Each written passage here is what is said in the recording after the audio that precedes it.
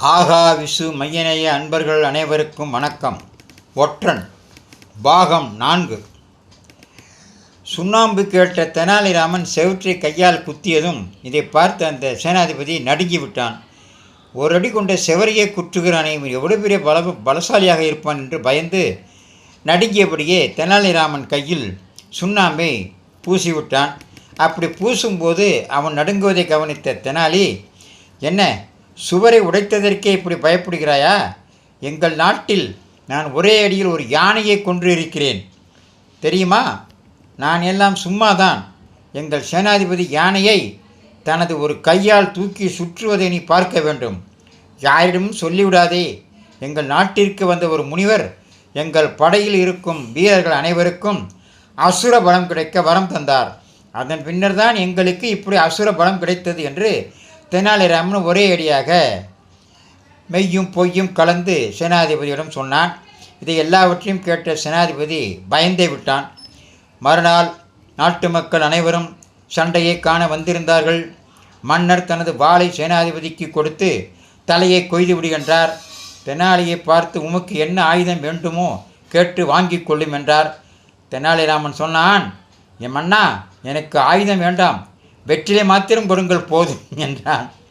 மன்னர் சிரித்து கொண்டு ஆகட்டும் என்றார். 2 வீரர்கள் ஓடி வந்து ஒருவர் வெற்றிலை கொடுத்தார், மற்றவர் சுண்ணாம்பு கொடுக்க போனார். சுண்ணாம்பை சேனாதிபதியின் நெற்றியில் வையுங்கள், நான் எடுத்துக்கொள்கிறேன் என்று சேனாதிபதியின் நெற்றியில் சுண்ணாம்பை வைத்ததும் தனது கை முட்டியை முறுக்கினான் தெனாலிராமன். அவ்வளவுதான். ஐயோ, என்னை ஒன்றும் செய்து விடாதீர்கள் என்று தெனாலிராமனின் காலில் விழுந்து விட்டான் சேனாதிபதி.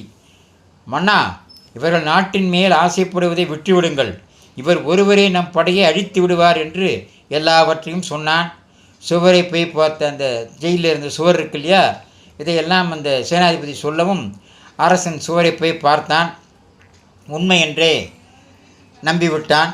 ஒரு குதிரை வண்டியில் நிறைய பொற்காசுகளை தெனாலியின் மன்னருக்கு பரிசாக கொடுப்பதாகவும் தன்னை மன்னித்து விடும்படியாகவும் மன்னர் ஓலை எழுதி தெனாலிராமனிடம் கொடுத்து விட்டார்.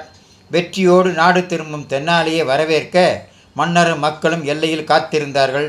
ஆக ஒரு நாட்டில் போர் ஏற்படுவதை தடுப்பதற்காகவும் தன்னுடைய நாட்டு அரசனின் புகழும் மானமும் மரியாதையும் கீழ்த்தரமான நிலைக்கு போய்விடக்கூடாது என்பதற்காகவும் தெனாலிராமன் ஒரு இட்டுக்கட்டி ஒரு கதையை சொல்லி எதிர்நாட்டு மன்னனை அடிபணிய வைத்தான்.